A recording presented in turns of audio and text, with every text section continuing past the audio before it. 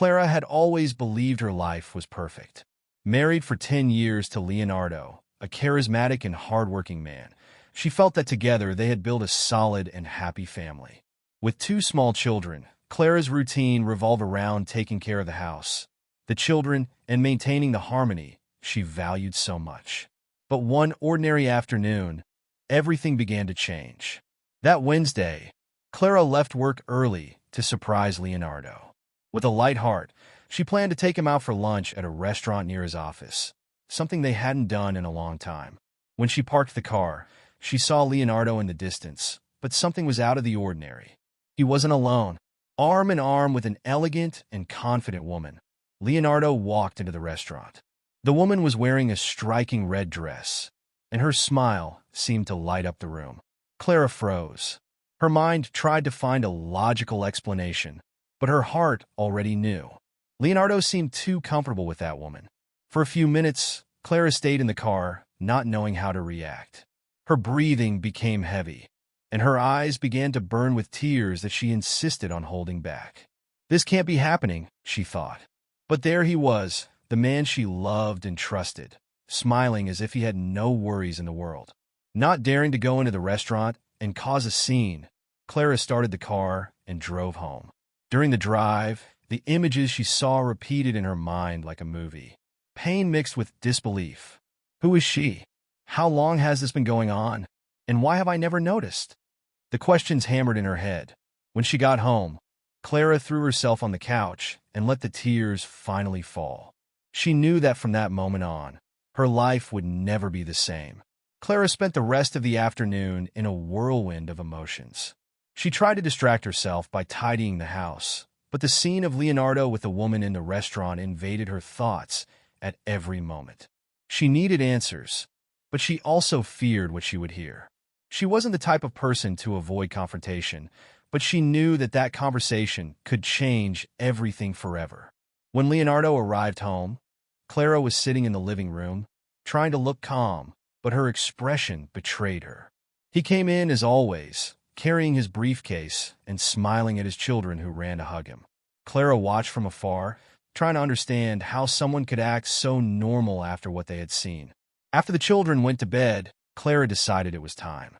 Leonardo was in the kitchen, getting a glass of water, when she came in. Taking a deep breath, she spoke firmly. "Leonardo, can we talk?" He looked at her, surprised by her serious tone. "Sure. What is it?" he replied, trying to appear unconcerned. Clara crossed her arms and got straight to the point. "Today, I left work early to surprise you. I went to the restaurant near your office. And there you were, with another woman." Leonardo froze. For a moment, he seemed to be searching for words, but nothing came out. Clara continued, now with a shaky voice. "Who is she, Leonardo? Since when has this been happening?" He sighed, putting the glass in the sink. "Clara, it's not what you think. She's just a co-worker. We were discussing a project." But Clara knew that didn't make sense. A co-worker holds your arm and looks at you like that? "Don't lie to me, Leonardo. I deserve the truth." He looked away, scratched the back of his neck, and answered in a low tone. "I don't want to talk about it right now." That answer was like a blow. Clara felt the ground disappear beneath her feet. "You don't want to talk? But you didn't mind betraying our family?" Her voice grew louder as tears welled up. Leonardo didn't answer. He just left the kitchen, leaving Clara alone, feeling betrayed and helpless. That night, the silence between the two was deafening. And when dawn came, Leonardo had already left before everyone woke up, without leaving any explanation. Clara realized that this would be just the beginning of a battle she never imagined she would face. The following days were a mix of silence and tension in Clara's house. Leonardo avoided any serious conversation, arriving late and leaving early, as if he wanted to disappear. Clara, in turn, struggled to keep up appearances for the children, but her sadness was beginning to show. One afternoon, while organizing the toys in her youngest son's room, Clara decided she could no longer live in that doubt. She needed to know the truth, even if it broke her heart. Later that day, Leonardo arrived home. Before he could take refuge in his room, Clara intercepted him in the living room. "Leonardo, we need to talk. You can't run away anymore." He hesitated, but knew there was no way to avoid it. They sat down at the kitchen table, and Clara began, "I asked you who she was, and you didn't answer. Now I'll ask you again. Are you cheating on me?" Leonardo looked down, as if trying to find the courage to speak. Then, finally, he murmured, "Yes." Clara's world fell apart at that moment. Even though she suspected it, hearing the confirmation was like a direct blow. She pressed her hands on the table to hold back her tears. "Who is she?"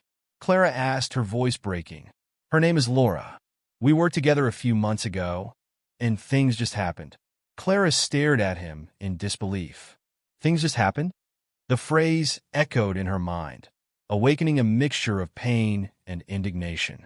But before she could answer, Leonardo continued, "She's pregnant." Those words hit Clara like an avalanche. She was breathless, trying to process what she had just heard. Silence fell for a few seconds, until she stood up abruptly, knocking over her chair. "Pregnant? Leonardo, how could you do this to me? To our children?" He tried to justify himself, but nothing seemed to ease the weight of the situation. "I didn't want this to happen, Clara. It was a mistake." Clara interrupted him. "A mistake? You destroyed our family because of a mistake?" The tears finally fell, and Clara left the kitchen, went upstairs to her room, and locked the door. She sat on the bed, hugging a pillow as she tried to hold back her tears. Her mind was a mess. That night, the two slept in separate rooms again, but for Clara, it wasn't just the room that was divided. It was her life, her trust, and everything she believed about her marriage. Now, she knew she had to make a decision, no matter how difficult it was. The pain was immense, but something inside her was beginning to grow stronger. She could no longer accept that situation. In the days that followed, Clara could barely look at Leonardo. The silence between them was almost unbearable, but she knew she needed time to organize her thoughts. Every time she looked at her children playing in the living room, she felt a pang of pain. How could she protect them from this whirlwind that was now her life? One night, while putting the children to bed, Clara decided that she could no longer continue living like that. She loved her family, but she knew she deserved more than an empty marriage, full of lies and betrayal. When she went downstairs, she found Leonardo sitting on the couch, with the television on but not paying attention to anything. She stopped in front of him, crossed her arms, and spoke firmly. "Leonardo, I have made a decision. I want a divorce." He looked up, surprised, but tried to hide his reaction. "Clara, you are being hasty. Think about the children, about our life together." She interrupted him, not letting him continue. "No, Leonardo. I have already thought about everything. You have destroyed the trust we had. I cannot continue like this, pretending that everything is fine while you live another life." Leonardo tried to argue. "Clara, I made a mistake, but I do not want to get a divorce. We can work this out." But she shook her head, determined. "Work it out? You just told me that your lover is pregnant. How do you expect me to work this out? Leonardo, you chose this path. Now, I am choosing mine." For a moment, Leonardo looked dejected, but his expression soon changed. He crossed his arms and replied in a colder tone, "Fine. But if that is what you want, know that I will fight for our children in the house. I will not let you win." Leonardo's threat took her by surprise, but Clara did not show weakness. She looked at him firmly and replied, "Do what you think is best. But know that I will not give up." That night, Clara began researching lawyers and organizing her life for what she knew would be a difficult battle. As much as it hurt, she was determined to fight for the sake of her children and the dignity that Leonardo had taken from her. As she reviewed old documents and memories of a marriage that had once seemed so solid, Clara realized something important. Even in the midst of the pain, she still had strength. And that would be enough to start over. The following month was a whirlwind of meetings with lawyers, appointments with child psychologists, and sleepless nights for Clara. Each decision seemed like a huge burden, but she knew she was doing it for her children. Sophia and Miguel, although young, were beginning to notice the tensions at home. Clara tried to protect them, but she knew she would soon have to explain what was happening. The day of the first hearing arrived faster than Clara expected. As she entered the courtroom, with the lawyer at her side, her heart was racing. The atmosphere seemed oppressive, with the murmur of muffled voices and the echo of footsteps on the marble floor. But she raised her head and walked to her place, determined to fight. When Leonardo entered, Clara felt a tightness in her chest. He was accompanied by Laura, who wore a slight smile and stroked as her belly was already visibly rounded. It was as if Laura wanted to make it clear that she was there to stay, and this only increased Clara's determination. The hearing began with the lawyers presenting their cases. Leonardo was demanding joint custody of the children and the family home, claiming that he and Laura would need space to raise the baby on the way. Clara, on the other hand, argued that the children's stability was her priority and that they needed to remain in the environment they knew. As the lawyers argued, Clara couldn't help but look at Leonardo. He was so different from the man she had known, who had made her laugh, who had promised to protect her. Now he seemed cold, almost unrecognizable. When it was Clara's turn to speak, she stood up, trying to ignore the tremor in her hands. In a firm but emotional voice, she explained to the judge, "Your Honor, my priority is my children. I have always been a devoted mother, and all I want is to provide them with a stable and safe life. They're already going through a difficult situation, and I believe that completely changing their routine will only make things worse." The judge listened attentively and asked a few questions. Meanwhile, Leonardo avoided looking directly at her, focusing on the table in front of him. But Clara wasn't there to hide. She knew this was her chance to show the truth. When the hearing came to a close, the judge ruled that both sides would have to present more evidence and witnesses before making a final decision. They would have a few weeks to prepare for the next hearing. As she left the courtroom, Clara felt a mix of relief and anxiety. The battle was just beginning, but she knew she had taken the first step. Leonardo, on the other hand, seemed confident, as if he was certain he would win. This only strengthened Clara's determination. She knew she still had a long way to go, but she wasn't about to give up. Her children were the reason she fought, and she was prepared to face whatever came her way. The weeks that followed the first hearing were intense for Clara. Between meetings with her lawyer, Ricardo, and caring for the children, she tried to keep her head up. The tension in the house was constant, as Leonardo, although absent most of the time, made a point of provoking arguments when he was present. Clara tried hard not to react, but she knew she needed something more solid to face the next hearing. One afternoon, while Clara was reviewing documents with Ricardo in a cafe, he received a call from an unexpected person, Mariana, a former coworker of Leonardo's. Ricardo put the phone on speaker so Clara could hear. "Ricardo, I heard about Clara's case and I thought I should help her. I worked with Leonardo for years and I know a few things that could be useful in court." Clara frowned, intrigued. "What kind of things, Mariana?" she asked, her voice cautious. Mariana hesitated for a moment before answering. "Leonardo is not as honest as he seems. He has always used his position at work to his advantage, and I know he has lied to his boss about important projects. Besides, Laura, the woman he is with, has a history of getting involved with colleagues to get promotions." Ricardo looked at Clara, realizing the potential of that information. "Mariana, would you be willing to testify about this in court?" he asked. "Yes, I am. I just want Clara and the children to have justice." When they hung up, Clara felt a mix of gratitude and relief. Finally, something seemed to be going in her favor. Over the next few days, Ricardo worked tirelessly to verify Mariana's information and include her testimony in the case. Meanwhile, Clara began to feel renewed strength. For the first time, she believed she had a real chance to protect her children and rebuild her life. On the day of the second hearing, Clara entered the courtroom feeling more confident. When Mariana was called to testify, Leonardo became visibly uncomfortable. She revealed details about his behavior at work and Laura's actions, showing that neither of them were as trustworthy as they wanted to appear. The judge listened attentively, taking careful note of each point. When Mariana finished, Leonardo tried to defend himself, but his words sounded hollow and desperate. For the first time, Clara saw a crack in his confidence. As Clara left the courthouse that day, she felt something she hadn't felt in a long time: hope. With Mariana by her side and Ricardo as her lawyer, she knew she was closer to securing a safe future for her children. The battle wasn't over yet, but now she knew she wasn't alone.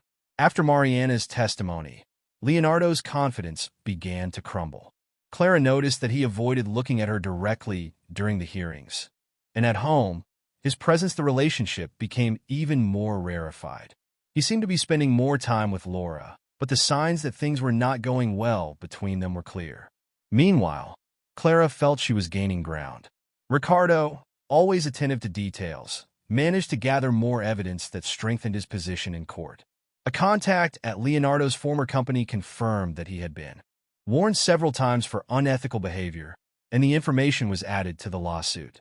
Laura, in turn, began to pressure Leonardo.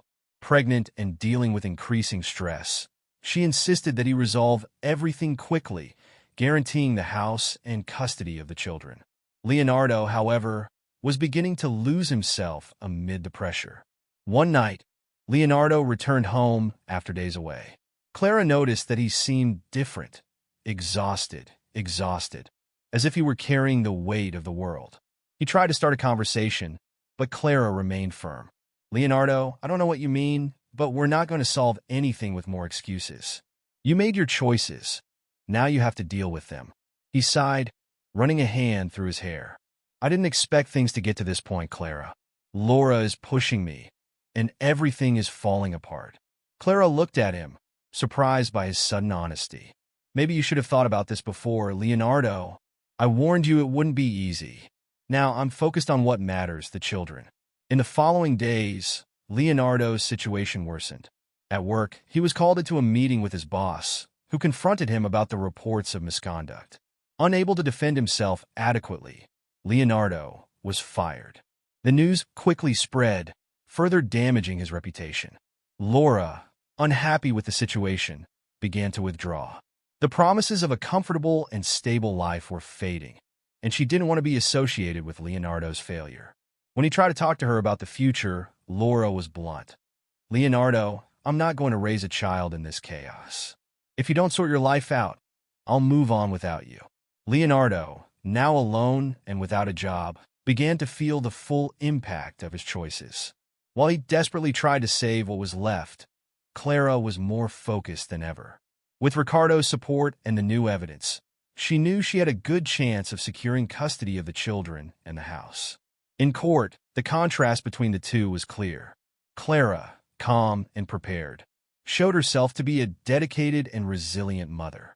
Leonardo, on the other hand, was increasingly disoriented, trying to cling to any argument that might work.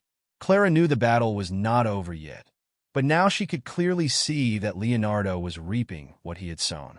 For her, this was not a reason to celebrate, but a confirmation that she was on the right path. With each step, she felt stronger, ready to face whatever came her way. With Leonardo's dismissal and Laura's departure, Clara finally felt that the weight was beginning to lift. The weeks after the last hearing had been intense, but Clara could not deny that, for the first time in a long time, she was beginning to see a light at the end of the tunnel. With each passing day, her confidence grew, and she was determined to create a new life for herself and her children, far from the shadows of betrayal and abandonment. She moved into a new apartment, small but cozy. The new home, although simple, held the promise of peace.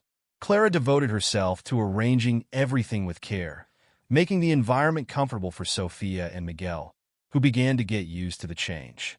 They were calmer, and Clara knew it was her responsibility to give them the best possible, in an environment of love and stability. In the first few weeks, Clara felt a mix of relief and anxiety. The new routine was not easy, but she knew she was on the right path. She began to look for new job opportunities, since the career she had before marrying Leonardo had long been forgotten. Clara, always dedicated to her family, now felt she had the right to seek something for herself. She was determined to start over, to be the mother and woman she always wanted to be, without depending on anyone. Little by little, she began to feel stronger and more confident. Sophia and Miguel, who were initially confused and sad about the changes, began to adapt to their new life. They were happier, and Clara knew she was making the right decisions, no matter how difficult they had been. It was one of those afternoons, while taking the children to the park, that Clara met Gabriel. He was a longtime friend, someone she had known from college but had lost touch with over time. He was going through a difficult time too, and when he saw Clara and the children in the park, he approached them to talk. As they talked, they were soon together, exchanging stories about the past few years. Gabriel was attentive, kind, and unlike many men Clara had known, he wasn't pressured by expectations or fears. He seemed genuinely interested in how she was doing. It wasn't long before they started seeing each other more often, sharing more than just life experiences. Gabriel brought a lightness to Clara's life that she hadn't known was missing. He began to be more than just a friend, and Clara began to realize that there was room for more in her heart. With Gabriel, Clara discovered that it was possible to trust again, not only in others, but also in herself. He wasn't there to replace Leonardo, but to be a supportive and caring presence. Little by little, Clara began to understand that love didn't have to be perfect or flawless to be real and beautiful. Meanwhile, the legal battle between her and Leonardo was still ongoing. He kept trying to overturn the custody decision, claiming that the changes were too much for the children, but Clara stood firm. She knew that her children needed her, and she would not abandon them, just as she would not allow herself to be defeated by Leonardo's choices. The strength that Clara found in her new life, in Gabriel's support, and in her determination to be a dedicated mother, kept her going, even when the difficulties seemed greater. She now understood that, more than the house or material possessions, what really mattered was love and emotional stability for her and her children. And over time, Clara began to believe that perhaps the best things in life did not come from where she expected, but from where she least imagined. Clara was rebuilding her life, step by step, and she felt that happiness was possible, even after so much suffering. A new beginning was happening, and she was ready for it. Clara's life was transforming in ways she had never imagined. After so much time of pain and uncertainty, she now felt at peace. Her life with Gabriel began to blossom naturally. The support he offered, without pressure or demands, was a balm for Clara, who had felt alone and misunderstood for so long. He was there for her in a simple but profound way. Gabriel began to visit her house more regularly. At first, he was just a friend who helped with the daily tasks, but soon Clara began to realize that what she felt for him was not just friendship. He made the children smile, cheered them up with funny stories, and genuinely cared about her well-being. Sophia and Miguel, who were naturally wary of new faces, began to enjoy his presence. They saw him as someone who brought calm and joy, something that, after everything they had been through, was exactly what they needed. With each passing day, Clara realized that perhaps she was ready to give love another chance. She knew that the wound that Leonardo had left in her heart had not yet completely healed, but Gabriel's presence made her feel that perhaps it was possible to start over. He was not Leonardo. He would never try to manipulate her or put her against her own will. Gabriel respected her, and that, for Clara, was something rare and precious. One day, while they were walking in the park with the children, Gabriel approached Clara gently and asked, "Clara, have you ever thought about a different future? Not the one you had, but the one you want for yourself and the children?" Clara was silent for a moment, looking at the children playing in the background. What he said touched a part of her that was still hesitant, but at the same time hopeful. I've been thinking about it. I've always been so focused on keeping things the way they were, trying to make everything perfect. But now I see that perfection doesn't exist. What matters is happiness, peace, and that, Gabriel, I finally feel like I have. Gabriel smiled gently, touching her arm affectionately. So, why not give this future a chance? A future with less fear and more opportunities to be happy again. You deserve to be happy, Clara. His words touched her heart in a way she hadn't expected. Clara looked at him, feeling the sincerity in his eyes. She knew it wasn't easy to move on, but with Gabriel, it seemed possible. She didn't need to hide behind the pain of the past. She could create something new, based on respect and mutual affection. From that moment on, Clara decided she would no longer hold on to what was lost. She and the children deserved a light life, full of new beginnings. Gabriel's love was not a replacement, but a reconstruction. It was a chance to heal the wounds, to rise again, and to believe again. On a quiet night, after the children were asleep, Gabriel held Clara's hands and, with a soft smile, said, "Let's build something together. A life full of love, joy, and new dreams." Clara felt a wave of gratitude and excitement. For the first time in a long time, she truly believed that she could be happy, not because everything was perfect, but because she was ready to accept what lay ahead with courage and faith in the future. She squeezed Gabriel's hand, looked him in the eyes, and with a smile, she replied, "Yes, let's go. Together." Clara's journey had been far from easy, but she knew that now, with Gabriel by her side and with her children, she had the necessary tools to start over. Love had returned to her life, not as a response to a mistake, but as a conscious choice to embrace happiness again. Time passed quickly for Clara. With Gabriel by her side and the children thriving, life seemed to finally find its balance. But, as she well knew, the past still had the power to infiltrate the shadows of her days. While the present was a reflection of her most recent choices, the memories of everything that had happened with Leonardo were still there, like invisible scars that, although healed, were not easily forgotten. The next chapter in Clara's life was not just about rebuilding her relationship with Gabriel or giving her children what they needed. It was also about closure, something that, until then, she had not known how to achieve. The court battle, although the heaviest it had ever been, was still pending. The custody of the children, the division of assets, and the future of the family home still needed to be decided. Clara knew she had to take the final step, put an end to what was left of her story with Leonardo. She could no longer carry the weight of doubt and anger. It was time to move on. One morning, when she received a notice for another hearing, Clara knew that the moment had come. She knew what she had to do. With Gabriel's support, she went to court, more determined than ever. When she entered the room, Leonardo's eyes were fixed on her. But now there was something different. He looked tired, defeated. No longer the arrogant and confident man she had known, but someone who knew that things had changed irreversibly. The hearing was quick. The judge, having heard all the testimony and evaluated the evidence, finally made his decision. Clara would emerge victorious in the custody of the children, and the house would remain with her, as it always should have been. Leonardo, without any more valid arguments, accepted the decision without appeal.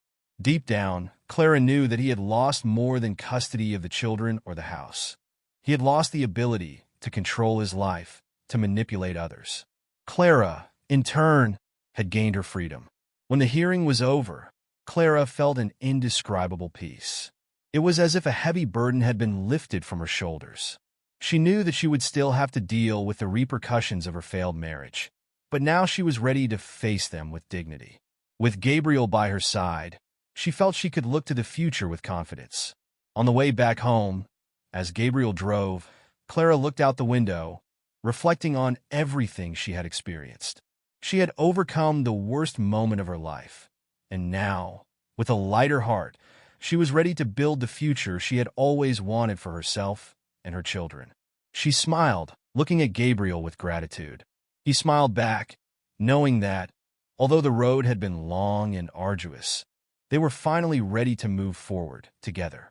Life, which had previously seemed to be falling apart, now opened up before them with new opportunities and the promise of genuine and renewed love. Clara had learned that, although the past was painful, it would not define her future. What mattered in the end was her strength, her ability to forgive, and the courage to start over. She was living a new story now, and that story was just beginning.